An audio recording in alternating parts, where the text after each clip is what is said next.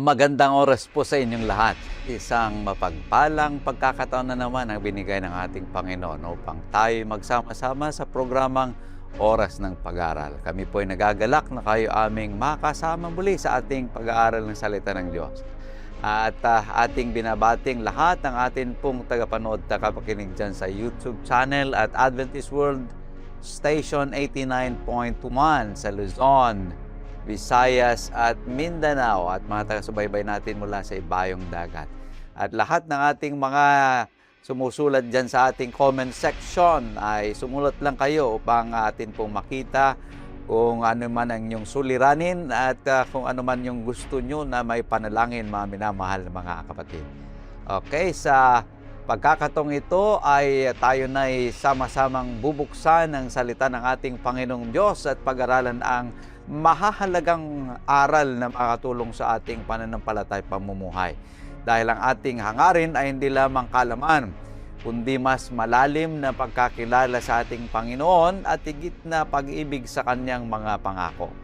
At sa ating paglalakbay ng pag-aaral ngayong oras na ito ay makakasama natin muli ang dalawang espesyal na panauhin na magbabahagi ng kanilang pananaw at paliwanag mula sa ating leksyon. Kasama natin muli ngayon si Pastor Marvin Diaz, ang Ministerial Secretary at NDRIEL ng Northern Luzon, Philippine Union Mission. Kumusta kayo, Pastor Marvin? Mabuti po, Pastor Jules, at sana yung mga kapatid natin na nanonood, kasi nasa ikalawang Korinto na tayo, at maraming pong salamat sa pagsama niyo po sa amin sa ating pag-aaral doon sa unang Korinto. At ito na naman sa Corinthians ay panibagong pag-aaral naman ito at bagong pananaw na kung saan we will be acquainted with our Lord Jesus Christ at ito ay magbibigay kalakasan sa ating pananampalataya. Amen. Okay. At siyempre, kasama din natin si Pastor Eddie Marbalido, ang Sabbath School Personal Ministries Director ng the Northeast Luzon Mission. Kumusta kayo, Pastor Mar? Isang kagalakan, Pastor Jules, na muli ay makapaglingkod sa pamamagitan ng platform na ito.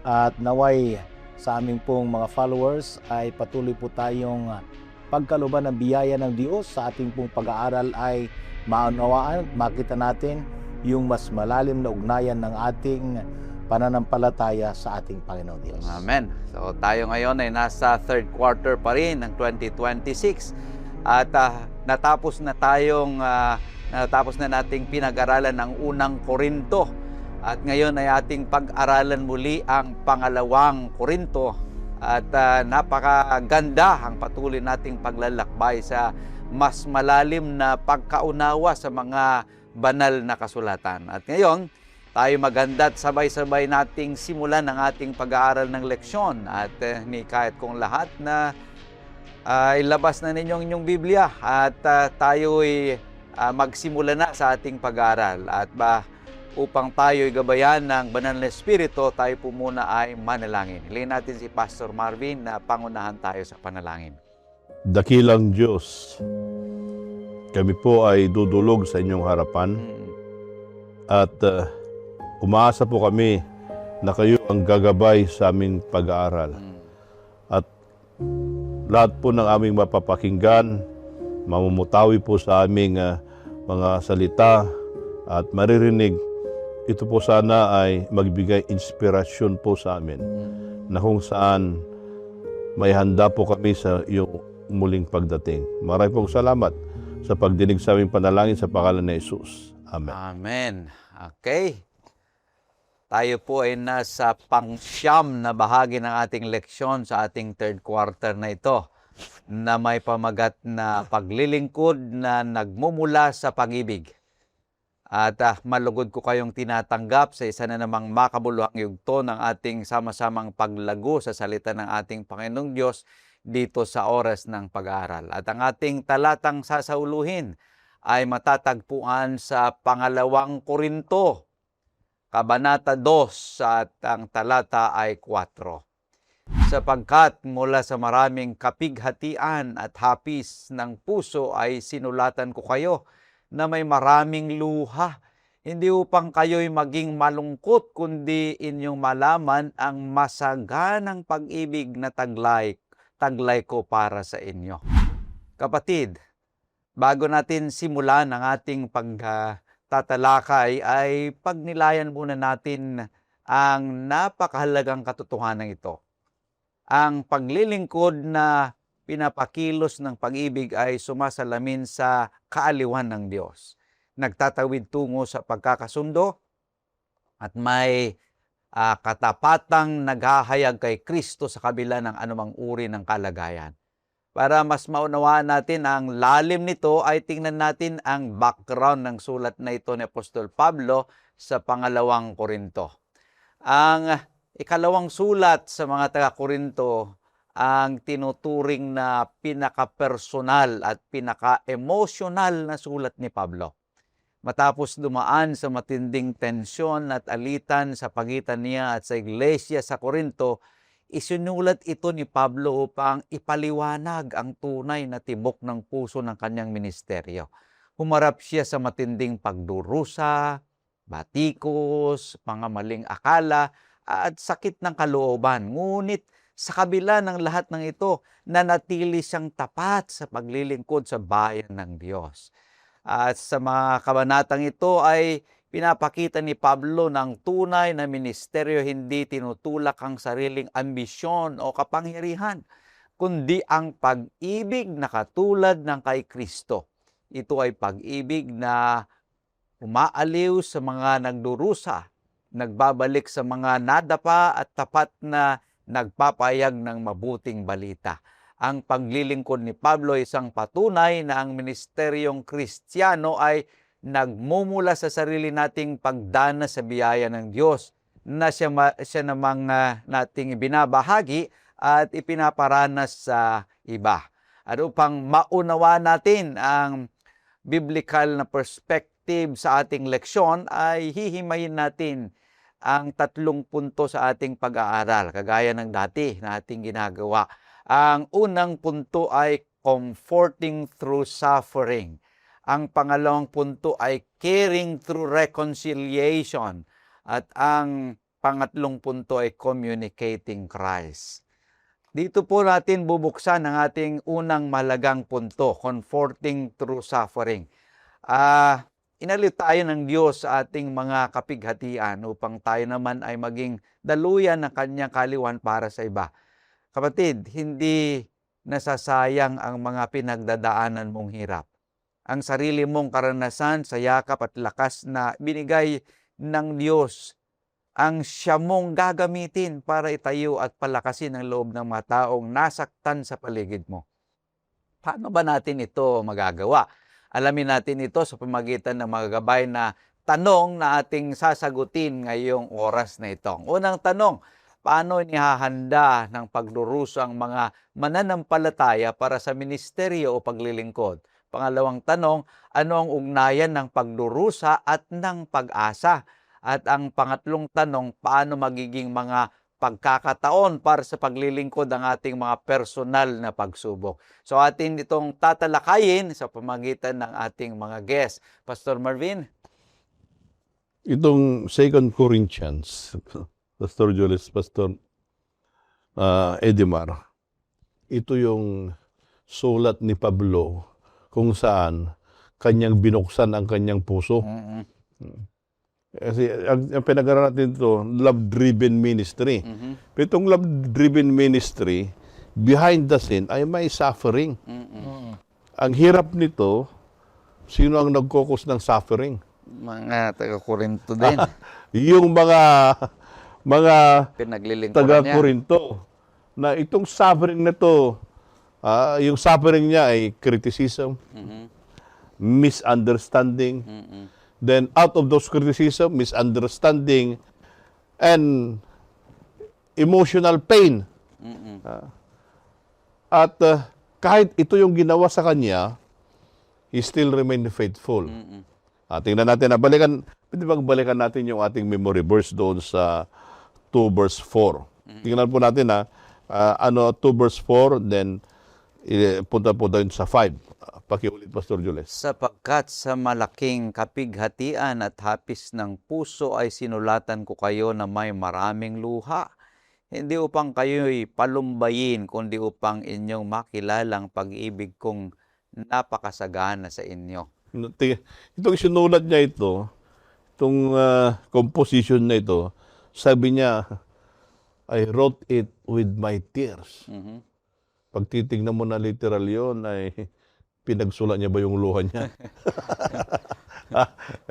Hindi. Pag titignan natin dito, ay nagsulat siya na dala niya yung kabigatan. Yung pasanin niya doon na bagamat ang merap dito, pag titignan natin si Pablo, he invested his life. Mhm. Yung time niya, biro mo, 1 year and 6 months siya na tumira doon. Mhm. So, naging acquainted siya sa mga taga Corinto. Corinto. Pag yung term natin yun, naging kaibigan niya, naging barkada niya, Mhm. nakikain sa kanila, nagitulog siguro, marahil nagitulog doon sa kanila. Then later on, nung umalis na siya, ay criticize na siya. Mhm. Kasi may nagsasabi na si Pablo ay sakang, bow-legged. Maliit siya, cross-eyed pa, kalbo pa. Hindi ko alam. Pero yung mga ibang theologian, Ganon. ganon ang description nila. At marahil to ay, this is one of the criticism. One of the criticisms na experience niya doon. So, it caused suffering, the emotional pain, na yung pinagtrabuhawan niya. Pero, ang sabi niya doon, ang sabi niya, not that you should be grieved, but that you might know the love which I have so abundantly for you. Bagamat ganyan ang ginagawa niyo sa akin, sabi ni Pablo, I still love you. Yun yung comforting word. Kaya yung unang kuha natin, comforting through suffering. Kasi minsan, pag yung pastor ay criticize, minsan, ang umiral ay human nature, ang tendency, Lumalaban na. he fights back. Siguro, nung panahon na yon, pag mayroong Facebook, doon sa social media platform nila criticize. Matake rin. Doon siya. Matake rin. Siyempre, maray, sasagot din siya doon. Pero si Pablo sabi niya, no. Sabi niya, Umulat siya. kahit man ito ay isinulat ko with tears, gusto niyong malaman yung pag-ibig ko sa inyo. Yan ang puso ng pastor. Now, kaya verse 5. Datapwat kung ang sino man ay nakapagpalumbay, hindi ako ang pinalumbay niya, kundi isang paraan ay kayong lahat upang huwag kong higpitang totoo. Sabi niya yun. If anyone has caused grief, he has not grieved me, but all of you to some extent, not too severe. Hindi, si Pablo, dito rin nagkita na si Pablo, hindi siya nagtatanim ng sama ng loob. Kita natin ito. Ito sana, sa buhay Kristiyano, yung suffering, yung criticism, ito sana ay makikita rin natin na para bang hagdan, na kung saan yun ang aapakan natin upang lalapit sa ating Panginoon. At pag na-experience natin ito, dapat yung grace ay maging abundant din. Kaya, pag titignan natin dito, then how can we approach doon sa personal level pag tayo ay criticize? At binibidad ka sa social media. You fight back. Ano yung approach? Tapos minsan, yung mga walang alam, nakikisaw-saw.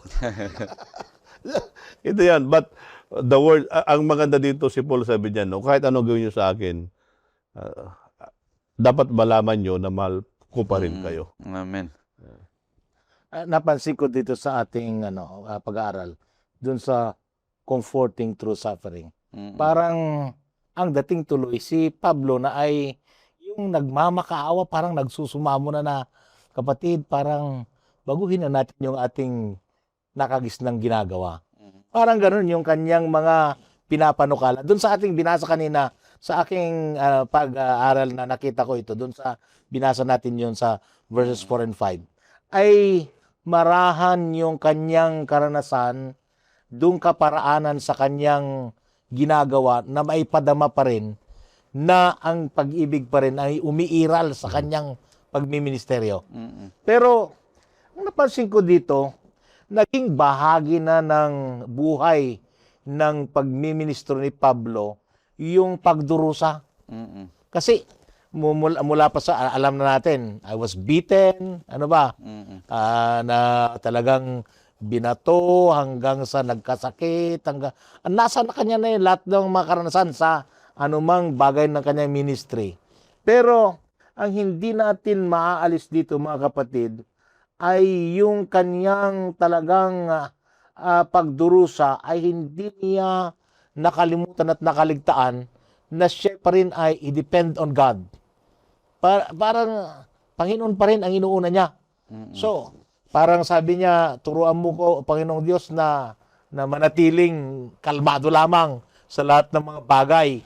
Parang he depends still because within him, sa kanyang puso ay nandiyon pa rin, hindi pa rin naalis yung tinatawag na yung kanyang compassion, Mm-mm. yung kanyang pag-ibig sa kanyang mga pinaglilingkuran. Ay ang mahirap kasi kung minsan, kung nasa kalagayan tayo na kagaya nito, hindi natin sukat na para bagang kaagad-agad tayo rin ay batuhin mo ako, batuhin din kita. Mm-mm. Magtatanda ka rin. Ikaw, bibigyan mo ako ng pagkakataon na ganito, sige, ako'y lalaban din para parehas tayo. But this suffering, I would like to tell you, lahat ng itong kaparaanan na ganito ay na-equip o kaya naihanda si Pablo sa lahat ng kanyang paglilingkod na meron siyang pagiging matatag sa kanyang tayo, maging sa iglesia at sa mga kapatid. Hindi siya nagalaw sa kanyang pananampalataya, kundi patuloy pa niyang yung kanyang tindig sa pananampalataya, yung kanyang pag-ibig sa kanyang pinaglilingkuran, ay nakita natin sa paglilingkod ni Pablo. Yeah, in the midst of suffering, Christ is still there. Mm. Ito yung sabi ni Pablo doon sa chapter 1, Mm-mm. 5 and 6. Sapagkat kung paanong sumagana sa atin ang mga sakit ni Kristo, ay gayon din naman ang aming kaaliwan ay sumasagana sa pamagitan ni Kristo. Datapwat maging kami man ay mapighati, ay para sa inyong kaaliwan at kaligtasan, o maging kami man ay maaliw ay para sa inyong kaaliwan, na siyang gumagawa sa pagdadalitang may pagtitiis ng mga gayon ding pagbabata na amin namang binabata. Pero sabi ni Pablo, yung suffering namin Mm-mm. is for your own good. Mm-mm. Parang parang mahirap gawin yun. Mm-mm. Yung kahirapan na dinanas namin o dinanas ko ay hindi sa pang sarili ko. Mm-mm. Dahilan kay Kristo at sa kapakanan nyo. Yun ang sinasabi niya doon sa Corinto. Bagamat ganon, sabi ni Pablo, still the suffering of Christ, para bang yung suffering ni Kristo ay nagkaroon din ako ng share Mm-mm. doon sa kanyang Suffering. Kaya nga sabi doon, maganda dito ang sabi dito, which is effective for enduring the same suffering. Mm-mm. Effective in enduring the same suffering. Maganda pala ito na minsan sa ating buhay na Kristiyano, mga minamahal na kapatid at kaibigan, dumaan din tayo doon sa suffering, doon sa kapagatian. Dumaan din tayo doon. Kaya, nung tayo dumaan doon, bilang isang mananampalataya, magsisilbi sana tayo na blessing din doon sa mga taong dumadanas nito. Oo. We need to share those kind of suffering because we went through it. Si Kristo, sabi ni Pablo, si Kristo, ito, He went through suffering. Now we suffer because of you. And we invested our lives. Ito yung comforting. Ha? Ito yung comfort in suffering na naranasan ni Pablo. Paano ka magkaroon ng comfort in the midst of suffering? It's only through the image of our Lord Jesus Christ. Kung wala si Kristo, mahirap dumaan sa suffering. But because of Jesus Christ, then suffering will give us maturity in our faith. Amen. May nakita ko rito, Pastor Marvin at Pastor Edimar, yung sinasabi na the comfort equation. Sa verse 4 ay binabanggit dito na siyang umaliw sa atin na lahat ng kapighatian upang ating maaliw ang nangasa anumang kapighatian sa pamagitan ng pag-aaliw na inaliw din sa atin ng Diyos. Ito yung sinasabi na one reason we have been comforted by God is so that we can we can comfort those also in trouble. So, kung ano yung na-receive mo na comfort sa Panginoon, na aliw ng Panginoon, ay dinanas mo ito dahil gusto ng Panginoong Diyos na ipadanas mo rin sa iba. Kanya yung key question natin na pinag-uusapan, paano inihanda tayo ng pagdurusa bilang mananampalataya para sa ministeryo ng paglilingkod. So, lahat ng ating nadadanasan na paghihirap, pagdurusa, at kapag tayo'y naaliw doon, tayo na ay magiging instrumento ng aliw sa mga ibang tao. Yun yung nakita ko rito sa unang tanong na ating pinag-uusapan, yung comfort equation, na kung saan binabanggit that God's comfort has a purpose that goes beyond our own comfort. He makes it even clearer sa verse 5 na binabanggit natin, na sinasabi that also through Christ our comfort overflows to others. So maranasan din ng iba yung ating naranasan na comfort. Okay? So tayo itutungo sa pangalawang punto, caring through reconciliation. At dito ay makikita natin na ang tunay na pag-ibig ay naghahangad ng pagbabalik loob at pagkakasundo, hindi lang basta parusa. Madali kasing magparusa o maglayo ng loob kapag tayo ay nasaktan. Pero pinapakita sa atin Apostol Pablo na ang layunin ng disiplina at pagtutuwid sa loob ng iglesia o ng pamilya ay hindi para sirain ang nagkasala, kundi para hilumin ang relasyon at ibalik siya sa tamang landas. At paano nga ba natin babalansihin ang pagtutuwid at ang pagpapatawad? Ating tignan ito at sasagutin sa pamagitan ng tatlong tanong. Una, bakit sumulat si Pablo ng may hapis at lumuluha? Yung nabasa natin kanina. Anong papel o kahalagahan ang ginagampanan ng pagpapatawad sa ministeryong Kristiyano? At ang pangatlo, bakit mahalaga ang pagpapanumbalik o restoration matapos ang ating pagsisisi? Pastor Marvin. Natin itong nangyari to, yung kailan ba ginagamit yung salitang reconciliation?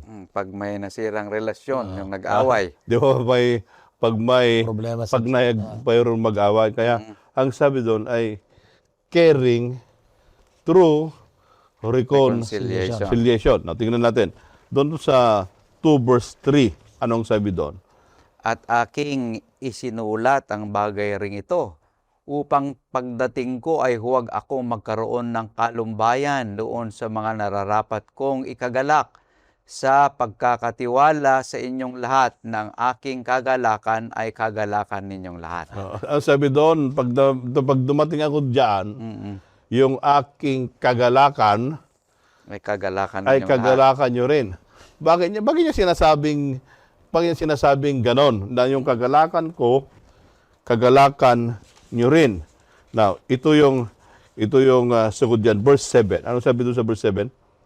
Upang bagkus ninyong patawarin siya at aliwin siya, baka sa anumang paraan ay madaig ang gayon ng kanyang malabis na kalumbayan. Yung caring through reconciliation, nangyayari yan because of forgiveness. Si Pablo, handa siya na magpatawad. Kaya yung tanong natin, what's the role does forgiveness play in the Christian ministry? Ano ba yung papel o kalagahan ng pagpapatawad sa buhay Kristiyano? Nandito si Pablo, he was criticized by the Corinthian church. Pero sabi niya, yung joy ko, dapat joy nyo rin. Anong dahilan? Pag pumunta doon si Pablo, ay ready to forgive them and to comfort them. Parang mahirap yun Di ba, minsan,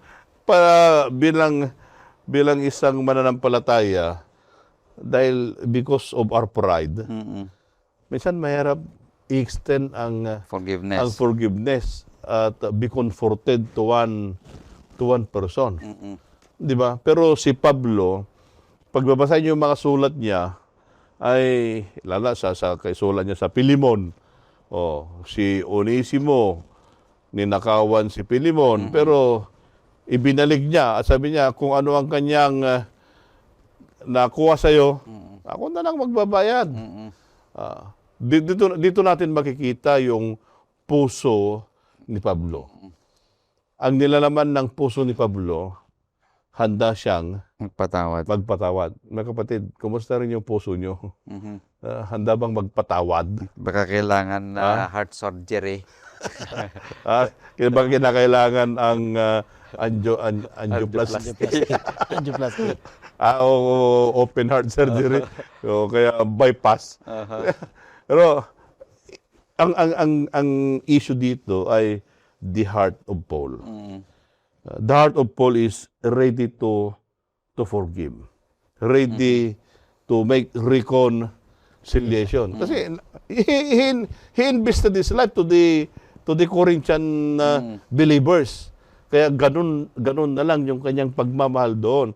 Ano man ang ibato sa kanya na negative, na ito ay nagkukos ng suffering sa kanya, but still he showed forgiveness. Kaya doon sa verse 10, Pastor Jules. Datapot ang inyong pinatatawad ng anuman ay pinatatawad ko rin naman, sapagkat ang aking ipinatawad naman kung ako'y nagpapatawad ng anuman ay dahil sa inyo sa harapan ni Kristo. Ito yung puso ni Pablo.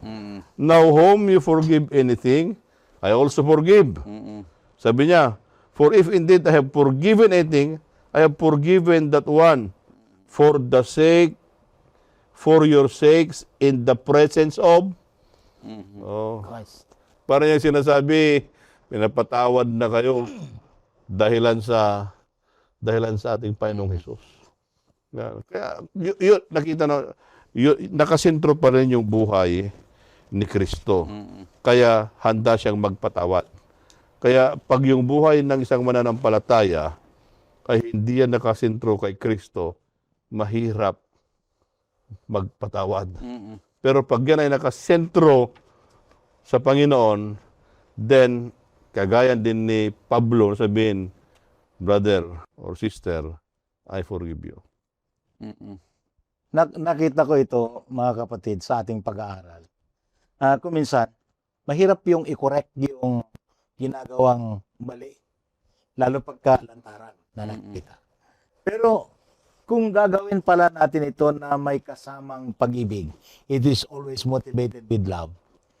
Two-way yan, natutulungan natin yung tao natutulungan din natin yung ating sarili. Pinapalaya natin kasi. Kaya sabi niya, dun sa isang quotation, I heard this also coming from Pastor Jules. Forgiveness is the thing that we wanted to enjoy, but we seldom to Give. employ. Mm. Di ba? Yun yung parang ine-enjoy natin yung kapatawaran. Kasi we wanted restoration. Kailangan nating makita yung panumbalik ng nasirang relasyon o kaya yung nasirang katangian sa ating pagkatao. Pero bakit kung tayo magpapatawad, ang hirap nating ginagawa. I had this experience with Pastor Marvin. If you can still recall, 2 weeks ago, meron tayong dinalaw, Pastor. Sabi niya, talagang inopen niya na masamang loob ko sa'yo.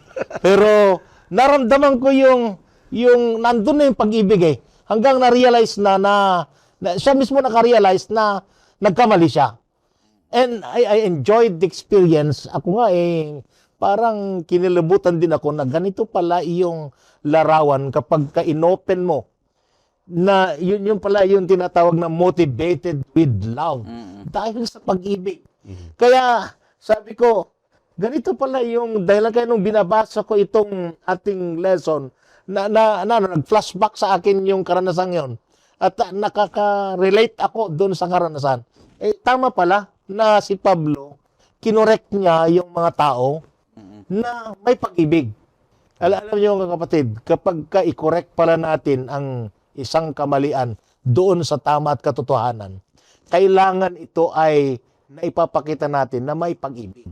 Hindi yung dadaan mo lahat sasabihin mo yung mali, tuturo mo lahat yung mga kamalian niya, at hindi naman natin nakikita yung kadakilaan ng pag-ibig.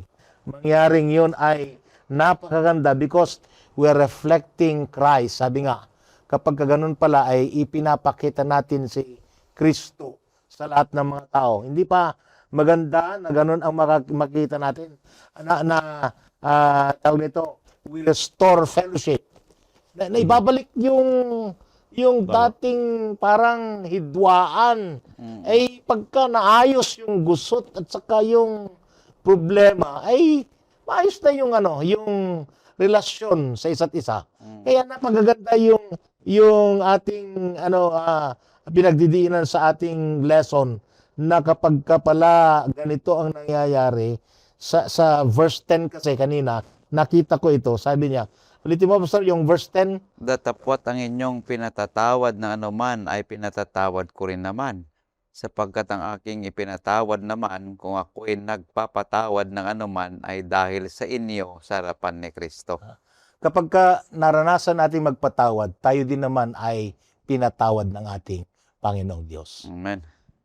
Kaya ang crucial point doon ay bilang isang mananampalataya, how do we practice forgiveness?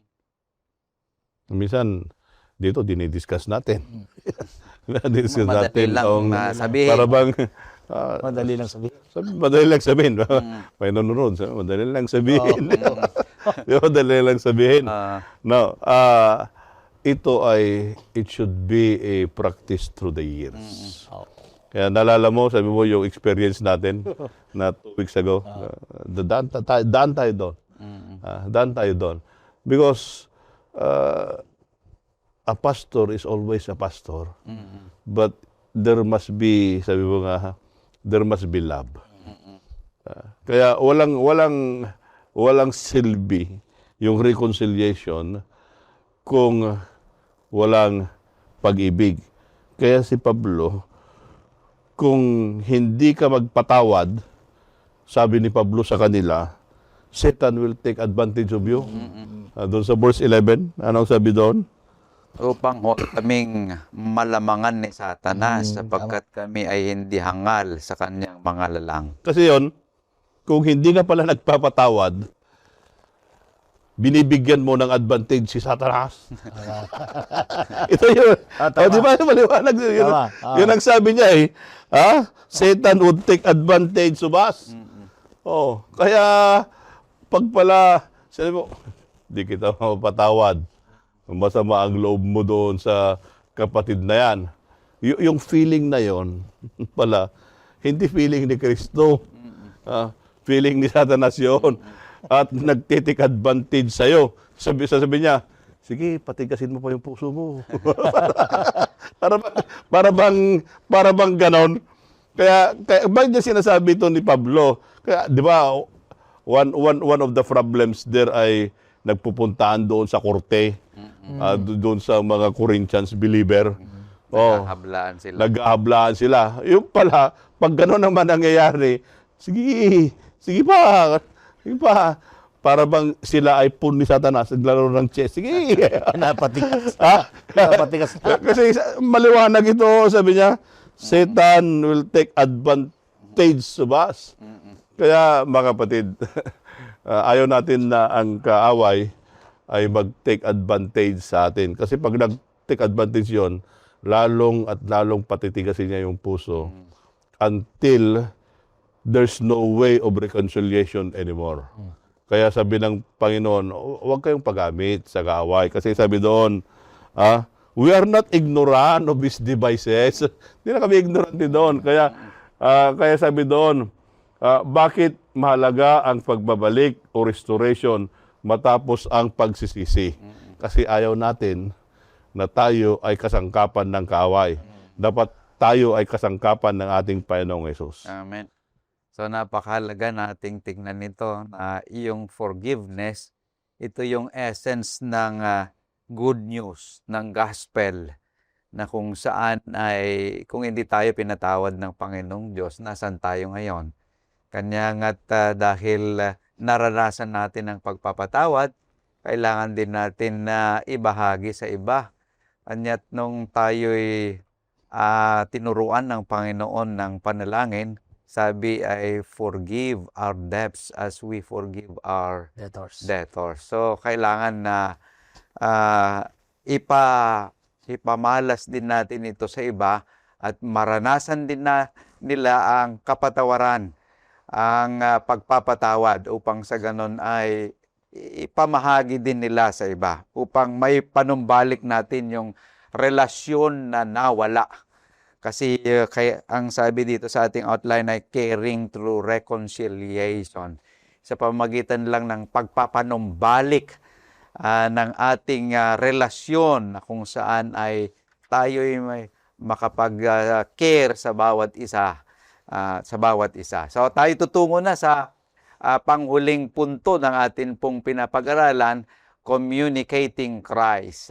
Dito po tayo makikita po natin dito sa huling punto ang ministeryong udyok ng pag-ibig ay may katapatang nagpapahayag kay Kristo at nagpapalaganap ng kalaman tungkol sa Kanya sa kahit saan.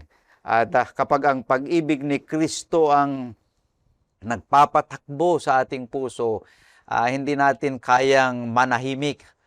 Dahil sa bawat sulok ng ating buhay, sa ating pamilya, sa trabaho, sa komunidad, ang layunin natin ay maging tulad ng isang mabangong halimuyak na nagpapakilala kung sino si Jesus sa lahat ng mga tao. So, paano nga ba natin magiging mabangong samyo ni Kristo sa gitna ng mundong ito? Himay-himayin po natin ang apat na katanungan. Una, anong ibig sabihin ni Pablo sa pariralang mabangong samyo o halimuyak ni Kristo o sa Ingles ay aroma of Christ? Pangalawa, bakit nagbubunga ng magkakaibang reaksyon o tugon ang ebanghelyo sa mga tao? Ang pangatlo, ano-anong mga katangian ng isang tapat at tunay na misteryosong Kristiyano? At ang pang-apat, paano mapapalaganap ng mga mananampalataya ang kalaman tungkol kay Kristo sa modernong panahon ngayon? Pastor Marvin. Yung ministro ni Pablo, very persistent.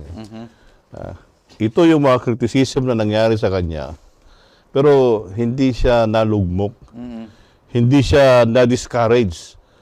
Ang nangyari, patuloy pa rin yung kanyang pagtatanim ng iglesia at pag-o-open ng mga bagong teritoryo sa ebanghelyo.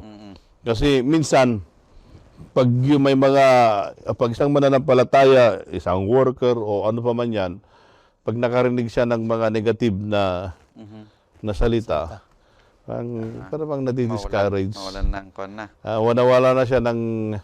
Nawala siya ng gana. Gana.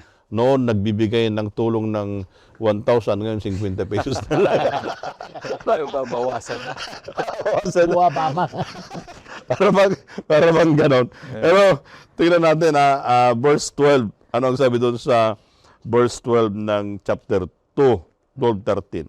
Nung ako'y dumating nga sa Troas dahil sa Ebanghelyo ni Kristo at nang mabuksan sa akin ang isang pinto sa Panginoon, ay hindi ako nagkaroon ng katiwasayan sa aking espiritu, sapagkat hindi ko nasumpungan si Tito na kapatid ko, datapwat pagkapagpaalam ko sa kanila, ako'y napa sa Macedonia. Yeah. Tingnan yung praise. I came to Troas. Still on his missionary journey. Nung nandun na sa Troas, ang term doon ay a door was open to me by the Lord. In the midst of suffering, a door will be open. Ito yung nakita ko na tayo mga kapatid, in the midst of our suffering, we should not close our doors. We should always open na i-communicate pa rin natin si Kristo. Kasi dito, communicating Christ. At sa nagawang communication ito, ay yung tanong doon kanina, ano bang ibig sabihin ng mabangong... Samyo. Samyo. Parang car prisoner ba? Sa verse 15. Okay. Anong sabi doon sa 2:15? Sapagkat sa mga iniligtas at sa mga napapahamak ay masarap tayong samyo ni Kristo sa Diyos. Kaya doon sa 15, ang sabi doon ay tayo ay samyo. Pero doon sa verse 14, Pastor Julius, balikan ka natin doon. Datapot salamat sa Diyos na laging pinapatagumpay tayo kay Kristo at sa pamagitan natin ay pinapayag ang samyo ng pagkakilala sa Kanya sa bawat dako. Maganda Ang sabi doon, dahil tayo napapakilala ang samyo. Sa English, ang gamit niya, diffuses the fragrance. Ano ba yung diffuse? Di ba yung diffuse ay hindi kinakalat ba yun? Kinakalat yun. Makalat. Para hindi ko alam sa mga nanonood sa atin ngayon. Alam niyo ba yung Dama di Noche? Oo. Siguro yung mga kabataan ngayon. Pero yung mga nanonood na medyo May edad na. kaedad natin. Pataas. alam yung siguro yung Dama di Noche, alam yung Dama di Noche. Yung Dama di Noche yan, mabango lang yan paggabi. At pag mabango yan, kahit malayo ka, naamoy mo. Yung fragrance. Sabi ni Pablo, kayo ay fragrance. Dapat yung samyo ninyo, yung bango nyo, dapat naamoy. Saan ba magmumula yung bango na yan? At yung bango na yan sana, doon sa verse 15, ang sabi nun, for we are to God the fragrance of Christ among those who are being saved and among those who are perishing. Dalawa doon So, mabango sana yung ating fragrance. Saan siya mabango? Doon yung gustong maligtas at doon sa mga taong Perishing. mapapahamak. Pag naamoy na nila yon, hanapin, saan ba yung mabango? Di ba pag may bango, hinahana mo, saan yung source? Saan ang nanggagaling? Ito yung sinasabi ni Pablo doon sa mga Korinto. Tayo ay mga source ng bango ng Panginoon. So huwag mag-aaway-away. Walang division, huwag pumunta doon sa court. Tapos huwag kayong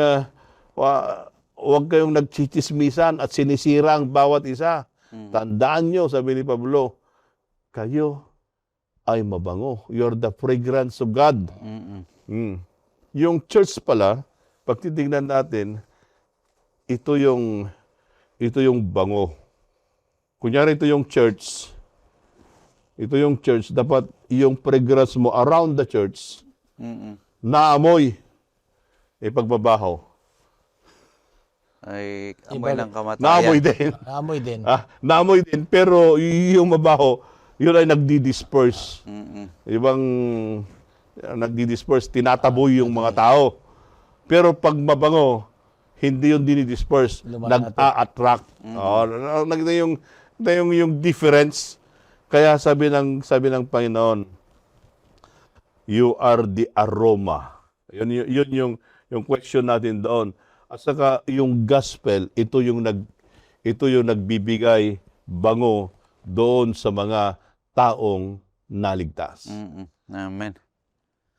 Nakita ko dito kasi yung paglilingkod na nagmumula sa pag-ibig, kagaya nito, ay yung aroma sinasabi kanina ni Pastor Marvin. Nakita ko yung how we carry the presence of God. Kung paano natin naipapakita, paano natin ginagawa, na hindi lang sinasabi. Magkaibang bagay kasi yun eh. Nasabi mo nga pero hindi naman na sa kabuhayan. Ngayon, ang pinagdidiinan dito mga kapatid, to communicate Christ. That's why we communicate Christ eh. Hindi lang sa pamamagitan ng pananalita, kundi magiging ito yung kanina yung nakakahikayat na nakikita rin sa ating mga buhay.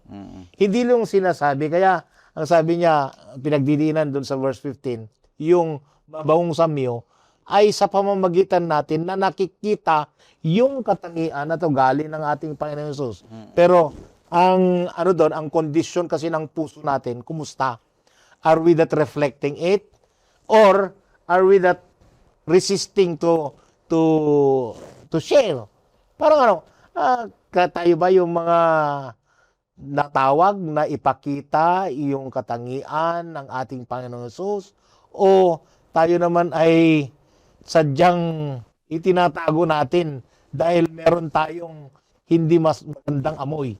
Yung masangasang na amoy na hindi nakaka-attract dun sa mga tao. Kaya nga sabi dito, maliwanag po yung pagkakasabi na ating love-driven ministry ay kailangan nating maipakita ng tuluyan because in this practice, it is not just more on talk, but it is more on how we carry. Kung paano natin gawin, ipakita, gampanan yung ating mga tungkulin upang maipakita at may communicate ang ating Panginoong Jesucristo. Amen. Kaya isa pa doon na dagdag natin doon, Pastor Jules, doon sa verse 16. Maganda yung pagkakuha dito pagkabanggit ni Pablo. Ano pang sabi doon? Sa isa ay samyo mula sa kamatayan at sa ikamamatay, at sa iba ay samyong mula sa kabuhayan sa ikabubuhay, at sinong sapat sa mga bagay na ito? Doon sa English, magandang pagkasabi. Ang sabi doon ay the aroma of life leading to life. Oo, tama. Di ba? Kaya yung sinasabi kanina ni Pastor Eddie Marion, dapat yung aroma natin, ang resulta, buhay din. Yeah. Ito yung taong na-convert. Yung taong na-convert, anong bunga din? Another person Nakakayat. na nahikaya din. Kasi naamoy niya yung bango eh. Bakit ngayon mahirap maghikayat? Minsan, parang yung amoy siguro half-cook. Mabahok. May amoy ba na half-cook? Makasunog. Pero dito, ang sabi dito, yung we can communicate Christ through the aroma of the gospel. And the aroma of the gospel should bring conversion to those who are about to perish and to those who are perishing. Yeah. Kaya sabi ni Pablo yan, that's your role. At tayo sa panahon nga natin ngayon, ituloy yung ating role bilang isang iglesia. Okay. Napakaganda yung ating pinag-aralan, mga kapatid. At nakita natin dito kung saan si Apostol Pablo ay he shares the gospel faithfully regardless of people's response. Ano man yung response ng tao ay dapat na ipagpatuloy natin yung ating pagbabahagi ng ebanghelyo dahil tayo nga sinasabi maging sana ay samyo ni Kristo na ikabubuhay ng mga tao. So bilang pagtatapos ng ating pag-aaral, ito pong ang hamon at paalala sa atin.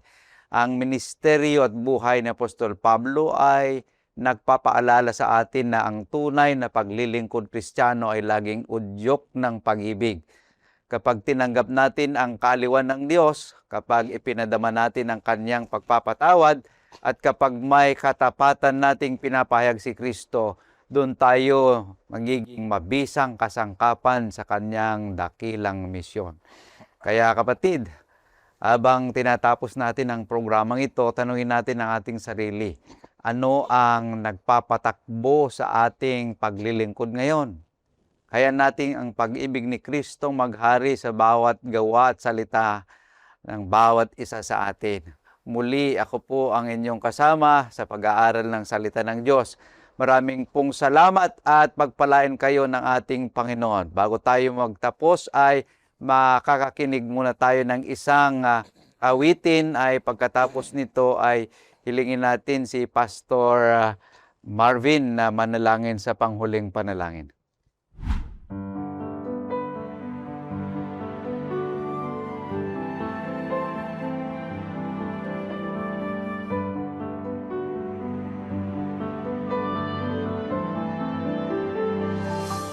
Ang puso ko ay mayroong kasiyahan, pagkat si Jesus nasa aking buhay.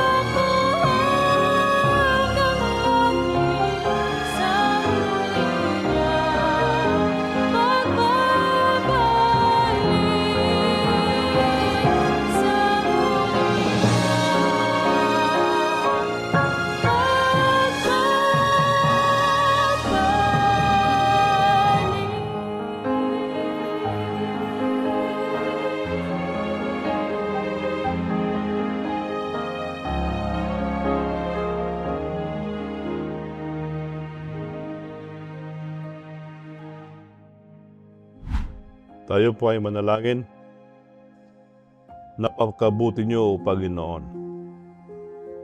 Dahil in the midst of suffering, nandyan po kayo. At because of suffering, pwede po kayong mag-open ng mga pintuan na kung saan magsilbi kami na fragrance sa mga ibang tao. Amen. Panginoon, ito ay mangyayari lang ito hindi po sa aming kalakasan, kundi sa pagbabago ng banal na Espiritu sa aming buhay. Marami pong salamat sa pagdinig sa aming panalangin sa pangalan ni Jesus. Amen. Amen. Muli, salamat sa inyong lahat sa pakikisama sa atin pong pag-aaral ng salita ng ating Panginoong Diyos. At muli, hinihikayat namin kayo sa isa na namang edisyon ng ating programang Oras ng Pag-aaral. Pagpalain nawa kayo ng ating Panginoon.